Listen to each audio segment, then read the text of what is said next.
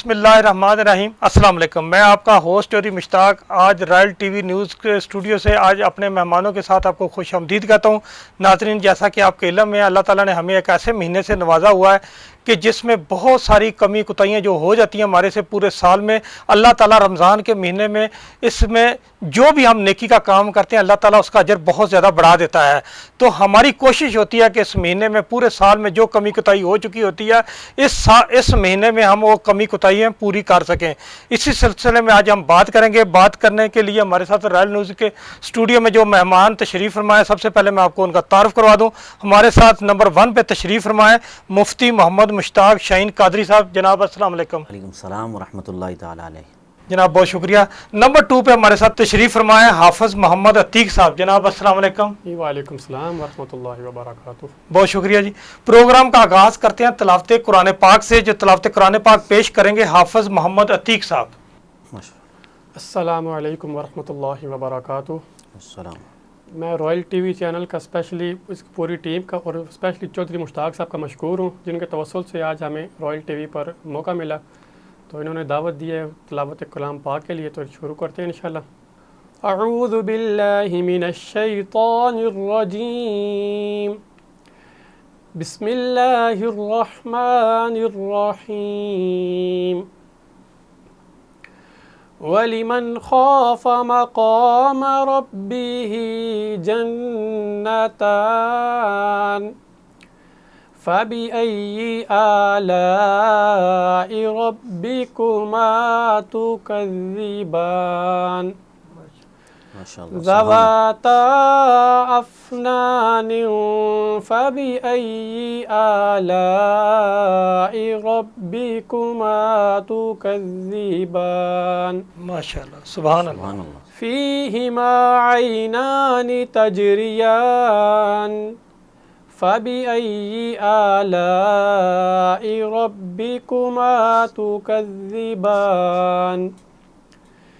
فِيهِمَا مِن كُلِّ فَاكِهَةٍ زَوْجَانِ فَبِأَيِّ آلَاءِ رَبِّكُمَا تُكَذِّبَانِ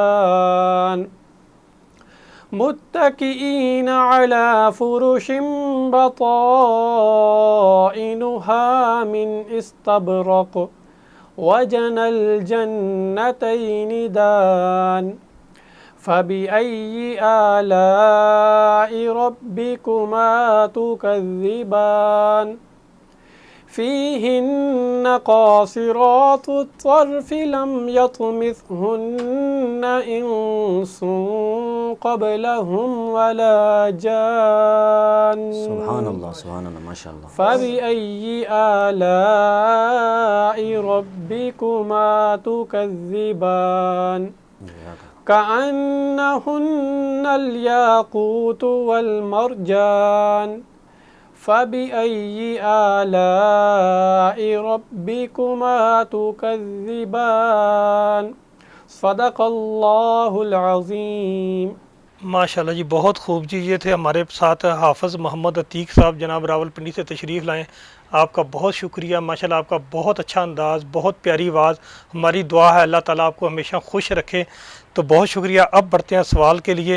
مفتی محمد مشتاق شاہین قادری صاحب، آج میرا ٹاپک ہے تربیت، کہ جس کی ہمیں روزمرہ ضرورت ہے، کہ جس ٹائم بھی کوئی معاملات خراب ہوتے ہیں دیکھا جاتا ہے کہ اس کی تربیت کیسی ہوئی ہے۔ تو آپ ذرا ہمیں بتائیے گا تربیت اولاد قرآن پاک کی روشنی میں، ذرا پلیز ذرا روشنی ڈالیے کہ قرآن پاک میں کیا حکم ہے۔ بسم اللہ والصلاة والسلام علی رسول اللہ، اما بعد فاعوذ باللہ من الشیطان الرجیم، بسم اللہ الرحمن الرحیم۔ وَإِذْ قَالَ لقمان لابنہ وهو یعظہ یا بنی لا تشرک باللہ ان الشرک لظلم عظیم، صدق اللہ العظیم۔ سب سے پہلے رائل نیوز جو ٹی وی ہے اس کا میں شکریہ ادا کروں گا پوری ٹیم کا، اور بالخصوص چودھری مشتاق صاحب آپ کا میں شکریہ ادا کروں گا کہ جن کے توسل سے ایک بہت بڑا پلیٹ فارم آپ نے ہمیں تہیہ کیا، اور بہت ماشاءاللہ اچھا ٹاپک دیا ہے آپ نے تربیت اولاد کے حوالے سے۔ تو جس طرح آپ نے سوال کیا کہ قرآن و سنت کی روشنی میں تربیت اولاد کے حوالے سے کیا حقائق ہیں، تو اس لیے میں نے جو قرآن مجید کی جو آیت پڑھی ہے یہ سورہ لقمان کی آیت نمبر 113 سے 116 تک انشاءاللہ میں اس کی وضاحت کر رہا ہوں کہ کس طرح تربیت کرنی چاہیے۔ تو حضرت لقمان علیہ السلام کے بارے میں بعض کا قول یہ ہے کہ وہ نبی ہیں اور بعض کا قول یہ ہے کہ وہ حکیم ہیں۔ تو یہ ان کی تربیت جو تھی، انہوں نے جو اپنے بچوں کی تربیت کی، اللہ رب العزت نے قرآن کا حصہ بنا دیا، اور کس انداز میں انہوں نے اپنے بیٹوں کی اصلاح کی۔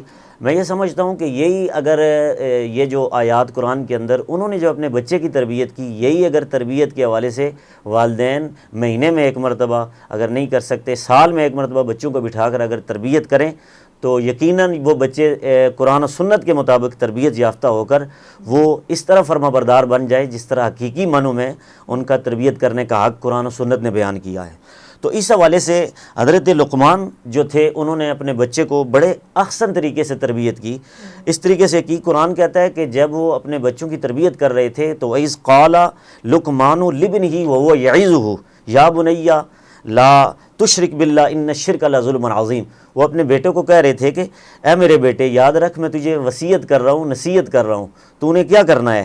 تو نے کرنا ہے لا تشرک باللہ، اللہ کے ساتھ کسی کو شریک نہیں ٹھہرانا۔ ان الشرک لظلم عظیم، بے شک شرک ایک بہت بڑا عظیم گناہ ہے، بہت بڑا گناہ ہے۔ اور ساتھ وہ آگے کہتے ہیں یا بنیہ، اے بیٹے، انہا ان تک مثقال حبۃ من خردل او تکن فی السماء صخرۃ او فی السماوات او فی الارض یاتی بی اللہ ان اللہ لطیف خبیر۔ یہ آیت نمبر 116 ہے۔ اس کے اندر چودھری صاحب یقین کریں کہ ایک ایک چیز، ایک ایک حصے کی دنیا کی ساری معاملات کے حوالے سے جو انہوں نے اپنے بچے کی تربیت کی، وہ اپنے بچے ہی کی تربیت نہیں کر رہے تھے۔ اللہ نے قرآن میں جو اس کو واضح بیان کیا تو بیان کرنا اس کی بیان دلیل تھی کہ حضور کی امت کے جتنے بھی لوگ ہیں وہ اپنے بچوں کی اس انداز میں تربیت کریں جس طرح لقمان علیہ السلام نے کی۔ تو لقمان علیہ السلام اپنے بیٹے کو کہہ رہے تھے یا بنیہ، اے بیٹے، ان تکو مثقال حبۃ من خردل فتکن فی صخرۃ او فی السماوات او فی السماوات او یاتی بالسماء ان اللہ لطیف خبیر۔ وہ کہہ رہے تھے کہ بیٹا اگر تو گناہ مسکال کے ذرے کے برابر بھی اگر کرے گا، چاہے وہ پہاڑی کے اوپر ہو یا پہاڑی کی چٹان کے اندر ہو، زمین میں ہو یا آسمان میں ہو، یاتی بھی اللہ، قیامت کا دن ایسا ہوگا کہ اللہ تبارک و تعالیٰ تیرے سامنے وہ ظاہر کر دے گا۔ اب مسکال کے ذرے کے برابر اپنے بیٹے کو یہ مشتاق صاحب کہنا، اور میں آپ کے اسٹوڈیوز کے توسل سے پوری امت کو یہ میسج دینا چاہتا ہوں کہ مسکال کا ذرہ اپنے بیٹے کو کیوں کہا کہ مسکال کے ذرے کے برابر اگر تو گناہ کرے گا تو وہ بھی اللہ تجھے دکھا دے گا۔ تو اس سے یہ بتایا جا رہا ہے کہ ہر مسکال کے ذرے کے برابر اگر تو نیکی بھی کرے گا وہ بھی اللہ تجھے بتائے گا، اور اگر گناہ کرے گا وہ بھی اللہ تجھے بتا دے گا۔ اب یہاں پر مسکال کا ذرہ اس لیے بتایا گیا کہ مسکال کا ذرہ، اب دیکھیں قرآن کے دوسرے مقام پر سورہ زاریات کی آیت نمبر 7 تا 8 میں بھی اللہ تبارک و تعالیٰ کہتا ہے وَمَن يَعْمَلْ مِثْقَالَ ذَرَّةٍ خَيْرًا يَرَهُ وَمَن يَعْمَلْ مِثْقَالَ ذَرَّةٍ شَرًّا يَرَهُ، کہ تم اگر مسکال کے ذرے کے برابر نیکی لے کے آؤ گے وہ بھی تمہیں دکھا دی جائے گی، وہ بھی تمہیں اللہ تعالیٰ بتا دے گا، اور مسکال کے ذرے کے برابر اگر تم گناہ لے کے آؤ گے وہ بھی تمہیں اللہ دکھائے گا۔ اب مسکال کا ذرہ کیا ہے یہ سوچنے کی بات ہے۔ یہ ایک سوال کھڑا ہو گیا کہ مشتاق صاحب، یہ چودھری صاحب اب ذرا تصور کریں کہ مسکال کا ذرہ کیا ہے۔ تو اب علماء نے یہاں پر اس کی تشریح اور وضاحت یہ بیان فرمائی کہ مسکال کا ذرہ وہ ہوتا ہے کہ جب آنکھ میں چلا جائے تو آنکھ بھی اسے محسوس نہ کرے، اس کو مسکال کا ذرہ۔ تو اب سوچیں کہ اللہ کی ذات بندے کے ساتھ اتنی کریم ہے کہ بندہ اگر اتنا گناہ بھی کرے جو آنکھ ہماری محسوس نہ کرے وہ بھی اللہ تعالیٰ دیکھ رہا ہے، اور اللہ تعالیٰ قیامت کے دن بتا دے گا، اور اگر اتنا گناہ کرے وہ بھی بتائے گا، اور نیکی کرے تو وہ بھی اللہ تعالیٰ بتائے گا۔ تو اب یہاں پر یہ قرآن کی 2 آیات، اور اگر اللہ رب العزت نے ان کی حوالے سے بتایا کہ تربیت جب وہ اپنے بچے کی کر رہے تھے تو آگے وہ کہہ رہے تھے یا بنیہ، اے بیٹے، اقیم الصلاۃ، نماز پڑھا کر، وامر بالمعروف ونہی عن المنکر، اے بیٹے میں تجھے نصیحت کرتا ہوں، وصیت کرتا ہوں، تو نے نماز کو قائم کرنا ہے اور برے کاموں سے روکنا ہے اور اچھے کام کی دعوت دینی ہے، لوگوں کو تبلیغ کرنی ہے۔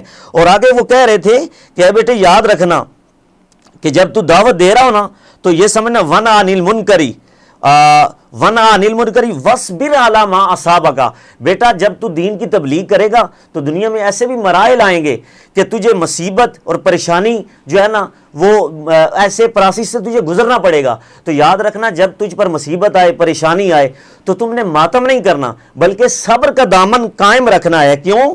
ان ذالک من عزم الامور. یہ چھوٹا سا عمل نہیں ہے کہ جب اللہ کی طرف سے آزمائش مصیبتیں آ جائیں تو اس وقت تو اللہ کو گلہ کرنے لگ جائے, بلکہ تو نے اللہ کو گلہ نہیں کرنا, صبر کا دامن پکڑے رکھنا ہے. جب اس طرح کا کرے گا تو ان ذالک لمن فی ذالک لمن عزم الامور, کہ یہ اللہ کی بارگاہ میں بہت بڑا عزم ہے, بہت بڑا حکم ہے اور یہ بہت بڑا کام ہے. اور آگے وہ یہ کہہ رہے تھے ولا تصائر خدک, بیٹے یاد رکھنا میں تیری تربیت کر رہا ہوں, تو نے کبھی بھی کسی کے سامنے اپنے گال خد نہیں کرنے. اب گال خد کرنے سے مراد مشتاق صاحب مفسرین نے جو لکھا اس کا ترجمہ, اس سے مراد یہ ہے کہ جب تو کسی سے بات کرے نا تو ایسا محسوس نہ ہو کہ تو بہت کچھ ہے اور وہ سامنے والا کچھ ہے ہی نہیں ہے, اپنے کو کم تر سمجھ کے. اس سے مراد یہ ہے کہ تو نے کسی کے سامنے اپنے خال خد نہیں کرنے. اور آگے قرآن کے اندر اس کی بڑی تفصیل مجھے آگے فرمایا ولا تمشی فی الارض مرحا.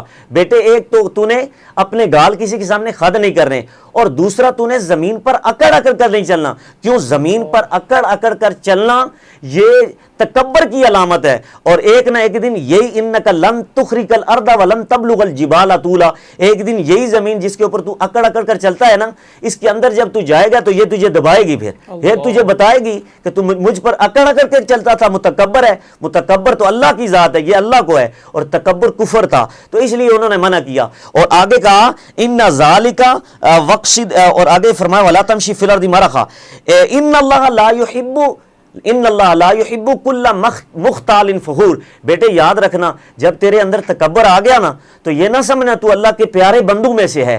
اگر تیرے اندر تکبر کا ذرہ برابر بھی آ گیا تو یاد رکھ اللہ کبھی متکبرین لوگوں کو پسند ہی نہیں کرتا, ان سے پیار ہی نہیں کرتا. اللہ تو پسند کرتا ہے ان کا جو عاجزی کرتے ہیں, تواضع انکساری کرتے ہیں. اور آگے قبلہ مشتاق صاحب یہ صرف آخری میں تقریباً ایک دو حصے میں بیان کر کے پھر میں انشاءاللہ آگے جو آپ سوال کریں گے اس کا جواب دوں گا. آگے وہ کہتے ہیں کہ وقصد فی مشی کا, اے بیٹے جب بھی دنیا میں تو رہ تو درمیانی چال میں رہا کر, اوسط طریقے میں رہا کر. کیونکہ اس امت کی بھی شان حضور علیہ السلام کی قرآن نے جو بیان فرمایا امتم وسطن, یہ درمیانی امت ہے, میانہ روحی, یعنی نہ بڑھو نہ کم تر ہو جاؤ, بالکل درمیانی حال میں چلو. فرمایا وقصد فی مشی کا, تم درمیانی چال میں چلنا بیٹا, میں تیری تربیت کر رہا ہوں. اور آگے وغدد من صوتی کا, بیٹا یاد رکھنا تو نے کیا کرنا ہے, اپنی آواز کو پست کرنا ہے, بلند نہیں کرنا. کیوں؟ جب بلند آواز ہو جاتی ہے تو اس کی تشبیہ قرآن نے دی جو حضرت لقمان علیہ السلام نے اپنے بیٹے کی تربیت کی. فرمایا ان انکر الاصوات لصوت الخمیر. بیٹا یاد رکھنا آیت نمبر 116 سورہ لقمان کی, لقمان علیہ السلام جو کہنے لگے بیٹے کو کہ بیٹا جب تیری آواز بلند ہو جائے گی نا تو یہ بلند آواز گدے کی آواز ہوتی ہے. تو اب دیکھیں یہ قرآن نے جو ترہ امتیاز بیان کیا تربیت کے حوالے سے, اگر بچوں کو مشتاق صاحب یہ والا درس ہفتے میں ایک مرتبہ پڑھ دیا جائے تو یقیناً بچوں کی اچھی سی تربیت ہو سکتی ہے. ماشاءاللہ جی, یہ تھے ہمارے ساتھ مفتی محمد مشتاق شاہین قادری صاحب جو قرآن پاک کی روشنی میں بچوں کی تربیت کے بارے میں بتا رہے تھے. بہت اچھا انہوں نے بتایا جی کہ والدین کی بتایا کہ یہ والدین کی ذمہ داری ہے کہ والدین کو چاہیے کہ اپنے بچوں کی تربیت کا خاص خیال رکھیں. اب مفتی محمد مشتاق شاہین قادری صاحب آپ سے میں یہ پوچھنا چاہتا ہوں کہ والدین کی کیا ذمہ داری ہے, والدین کس طرح اپنے بچوں کو ٹائم دے. والدین سارا دن مصروف رہتا ہے, بیگم گھر میں مصروف ہوتی ہے, والد جو ہے وہ کام پہ جاتا ہے, تو وہ کہتا تھا کہ بچوں کو بتا دیتا کہ اپنی ماما سے پوچھ لینا کوئی چیز نہیں سمجھ آ رہی, تو یا اپنے گھر میں بتا دیتا کہ بچوں کا خیال رکھنا, میں تو آؤٹ سٹی جا رہا ہوں, میرا کاروبار ہے, مسئلہ مسائل ہے. تو گھر میں بچوں کی ماں بیچاری کہتی ہے کہ جی میرے پاس ٹائم کم تھا, میں گھر میں بچوں کو ٹائم دوں یا گھر کا کام کروں. تو ہمیں کس طرح کرنا چاہیے کہ ایسا کوئی کام کرنا چاہیے جس سے ہمارے بچوں کی تربیت اچھی ہو سکے. جیسا کہ باہر کوئی مسئلہ مسائل ہوتا ہے, کسی کے ساتھ لڑائی جھگڑا ہوتا ہے, لین دین کا معاملہ ہوتا ہے, تو فوراً کہتے ہیں یار آپ کو تربیت نہیں ہے, آپ کو تعلیم کی کمی ہے, یہ کس کا بچہ ہے. تو ہمیں کون سا ایسا عمل کرنا چاہیے کہ ہمارے بچوں کی تربیت اچھی ثابت ہو باہر بھی, اس بارے میں پلیز ذرا بتائیے. اس حوالے سے میں یہ بتاؤں گا چودھری صاحب جو آپ نے سوال کیا ماشاءاللہ بڑا زبردست آپ نے سوال کیا کہ جو بھی آج کل بچہ اگر اس کے کردار پہ ڈیپینڈ کرتا ہے, جب بھی اس کا برا کردار تو کہتے ہیں کس نے اس کی تربیت کی ہے, اور یہ ساری بات اس کے والدین پہ چلی جاتی ہے. تو وہ اصل میں بات یہ ہے کہ تربیت کے حوالے سے سب سے پہلے قرآن اور سنت نے جو حقوق بیان کیے ہیں کہ اب دیکھیں ذرا اس کی تربیت کے اندر جو چیز ہے، سب سے پہلے ایک والد کو چاہیے کہ اس کے حقوق میں سے ہے، شریعت نے یہ چیز واضح کر دی ہے کہ بچوں پر سب سے بڑا احسان تربیت کے حوالے سے، سب سے بڑا احسان بچوں کے دنیا میں آنے سے پہلے وہ یہ ہے کہ وہ اپنی بیوی کا اچھا انتخاب کرے، دین والی کا انتخاب کرے۔ کیوں؟ اب اس کے اندر بھی ایک اس کے پیچھے ایک بیسیکل ایک لاجک ہے کہ جو بتایا گیا ہے کہ یہ اس کے حقوق میں کیوں رکھ دیا گیا کہ بھائی بچوں کے پیدا ہونے سے پہلے بچے کے حقوق کیا ہیں؟ وہ یہ ہیں کہ ان بچوں کی والدہ کا انتخاب کرنا، اور ایسی والدہ کا انتخاب کرنا جو قرآن و سنت پر ماہر ہو اور دیندار ہو، دین کے ساتھ اس کا تعلق ہو، شغل ہو، شغف ہو۔ تو ایسی عورت کے انتخاب کے لیے اس لیے بتایا جا رہا ہے کیونکہ جو اولاد ہوتی ہے اس میں سب سے بڑا کردار اس کی درس اور تبلیغ والی جو چیز ہے وہ ماں کی گود ہے، اور ماں کی گود کو قرار دیا گیا۔ اس پر میں ایک دلیل سیدنا فاروق اعظم رضی اللہ تعالیٰ عنہ کے دور پاک کی عرض کرنے لگا ہوں کہ حضرت فاروق اعظم رضی اللہ تعالیٰ عنہ کا دور تھا، ایک شخص آیا اور آ کر تھا والد، وہ آ کر گلہ کرنے لگا حضرت فاروق اعظم کو، شکایت اس نے کی کہ ہے عمر فاروق رضی اللہ تعالیٰ عنہ، میرے بیٹے نے مجھے مارا ہے اور اتنا شدید مارا ہے، میں آپ کی بارگاہ میں گلہ کرنے کے لیے آیا ہوں کہ میرے بچے سے پوچھیں کہ بھائی اس نے مجھے کیوں مارا ہے۔ تو آپ نے اس کے بچے کو بلا کر پوچھا، تفصیل سے پوچھا، تو بچے نے سب کچھ بتا دیا کہ میں اس وجہ سے میں نے اپنے باپ کو مارا۔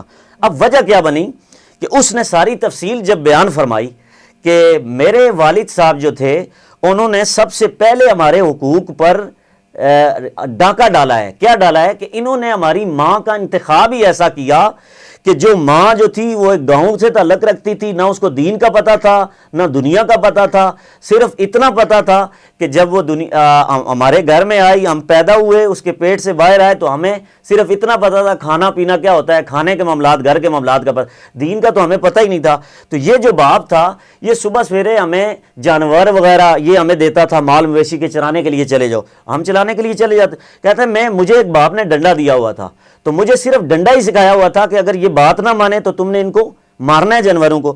تو مجھے باپ نے یہی سکھایا تھا، تو میں نے اسی ڈنڈے سے باپ کو بھی مارا۔ کیوں مارا؟ کہ اس نے ہمارے پہلے حقوق پر ہی قبضہ کر دیا اور اس پہ ڈاکہ ڈالا کہ ہماری ماں کا انتخاب نہیں کیا۔ تو فاروق اعظم رضی اللہ تعالیٰ نے اس کی اسی طرح مذمت کی، کہا کہ تو نے خود زیادتی اپنے ساتھ کی، کہ تجھے چاہیے یہ تھا کہ تو اپنے بچوں کی تربیت کے حوالے سے ان کی ماں کا اچھا انتخاب کرتا دین کے حوالے سے۔ اب ذرا دیکھیں، تصور کریں، اب کشف الغمہ کے اندر امام عبد الوہاب شورانی نے دوسری جلد صفحہ نمبر 280 پر اس روایت کو نقل کیا کہ جب گھر میں کے اندر بچے پیدا ہوتے ہیں تو اس حوالے سے حضور نے بڑے احسن طریقے سے بیان فرمایا اذا ولدت للرجل جاریہ، جب کسی گھر کے ہاں بچی پیدا ہوتی ہے تو باس اللہ تعالی لا ملائکتن، اللہ تبارک تعالیٰ آسمان سے فرشتوں کو نازل کرتا ہے اس گھر میں جہاں بچی پیدا ہوتی ہے۔ اور آگے کیا ہوتا ہے، یصفون البرکۃ زفن، وہاں پر وہ جو فرشتے اترتے ہیں نا اس گھر کے اندر جہاں بچی پیدا ہوتی ہے۔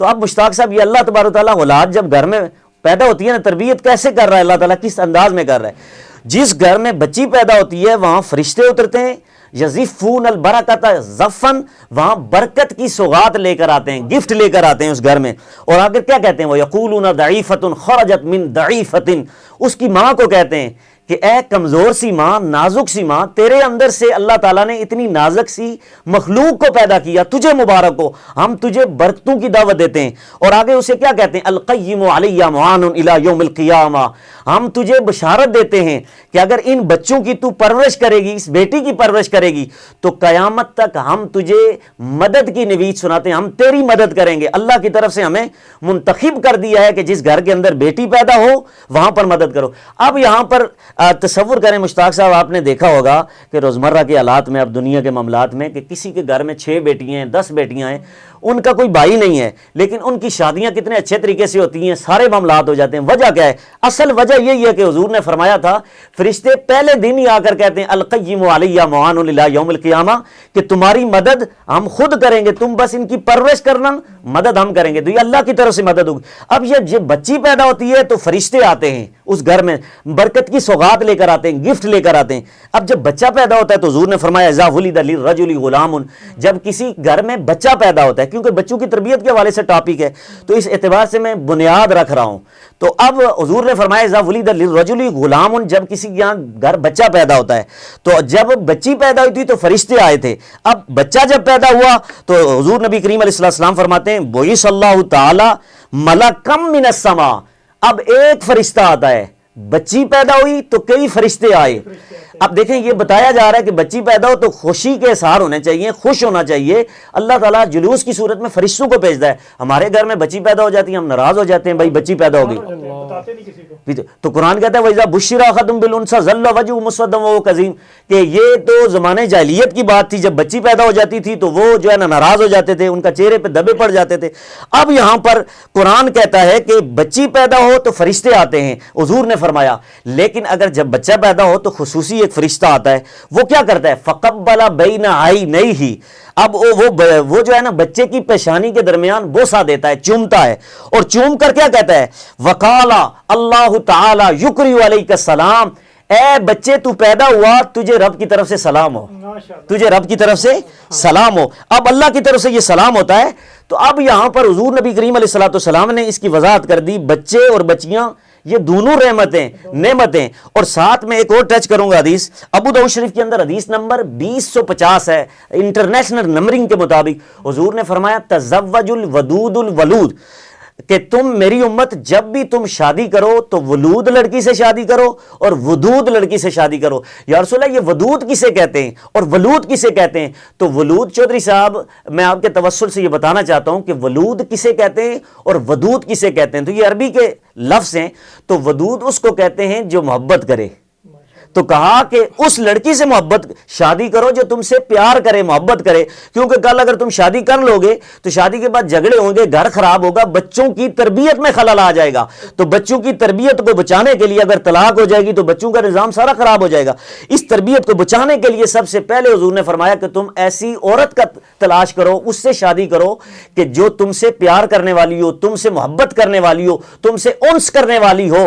جب انس کرے گی تو پھر کیا ہوگا، گھر کے معاملات ٹھیک ہوں گے، تمہارے بچے تمہیں ہی دیکھ کر تربیت حاصل کریں گے کہ یہ آپس میں اتفاق و اطاعت سے رہ رہے ہیں، ہم بھی رہیں گے۔ تو اس لیے یہ بہت بڑا اثر پڑتا ہے۔ آگے تفصیلاً میں حدیث بھی بیان کروں گا کہ حضور نے والدین کے اپنے کام اور اپنا جو ان کا اسوہ ہے، ان کے طریقہ کار ہیں، ان کا بچوں پر کتنا اثر پڑتا ہے تربیت پر، اس پر وہ حضور کے فرامین میں بخاری سے بیان کروں گا۔ لیکن اس کو میں مکمل کر رہا ہوں کہ تزوج الودود الولود کا لفظ یہ بتایا جا رہا ہے کہ تم اس لڑکی سے شادی کرو جو تم سے پیار کرے، اور اس لڑکی سے شادی کرو ولود ہو۔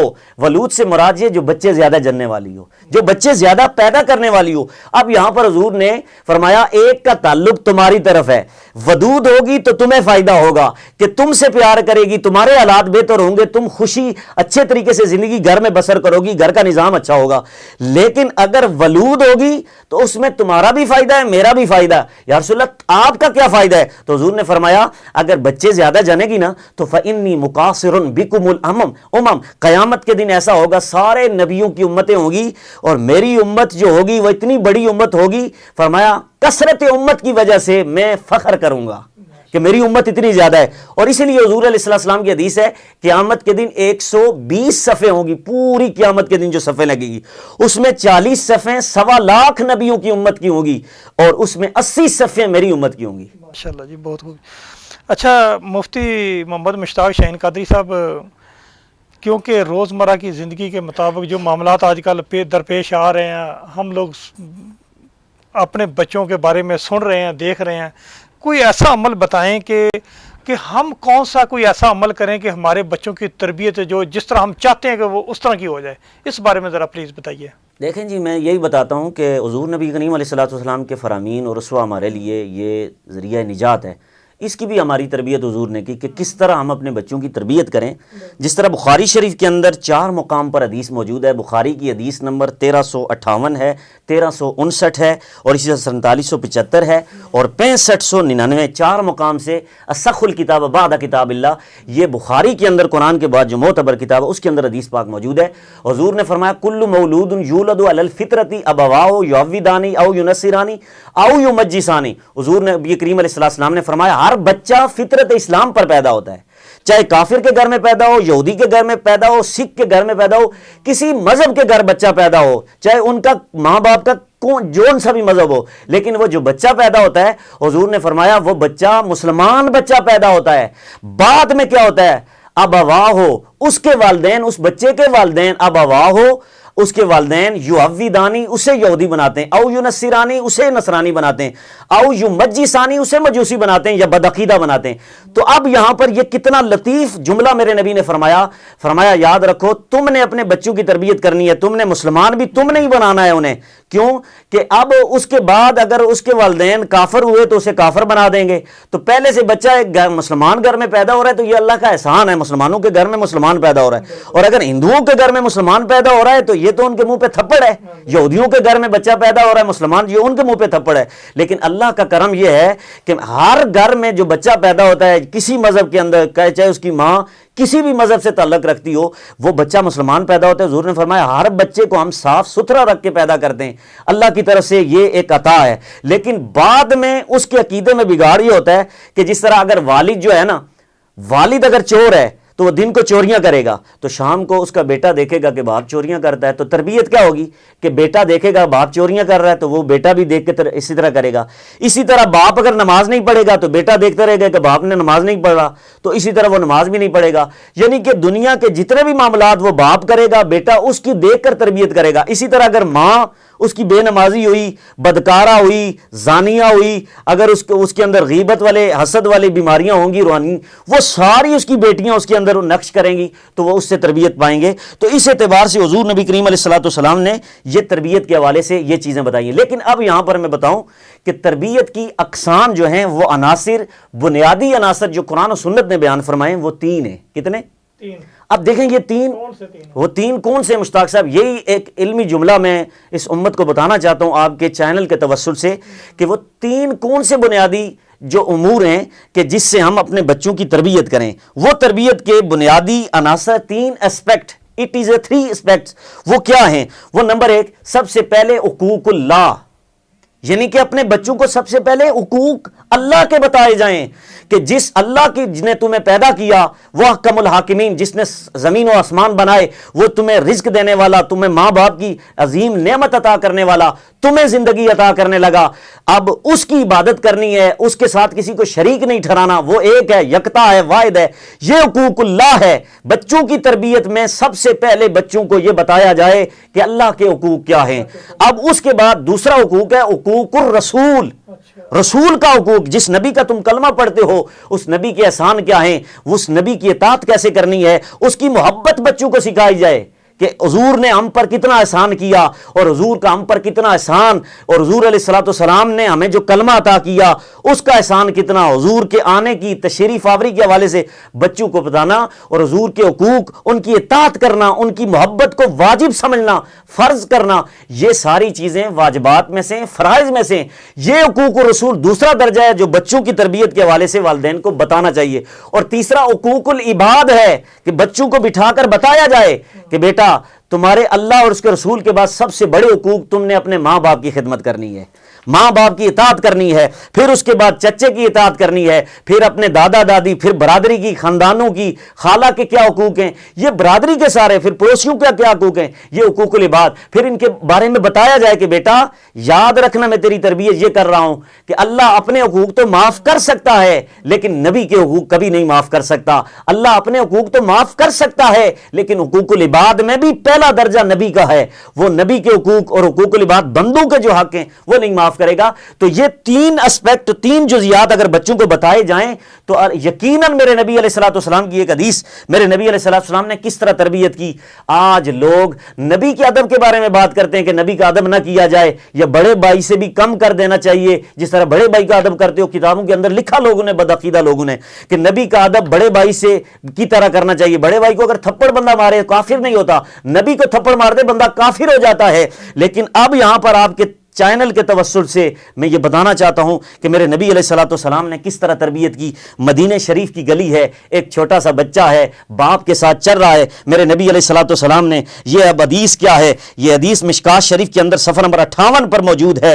اور اسی طرح میرے نبی علیہ الصلوۃ والسلام نے فرمایا جب وہ بچہ چل رہا ہے مدینہ شریف کی گلیوں میں چل رہا ہے تو میرے نبی علیہ الصلوۃ والسلام نے اس کی تربیت کیسے کی۔ کیا بات ہے جی، بہت زبردست ماشاءاللہ۔ ہمارے پیارے نبی کریم صلی اللہ علیہ وسلم کی تو زندگی سے، اخلاق سے تو اتنے لوگ متاثر ہوئے ہیں کہ مثال ہی نہیں ملتی کہیں بھی۔ انہوں نے اپنے اخلاق سے لوگوں کو متاثر کر دیا۔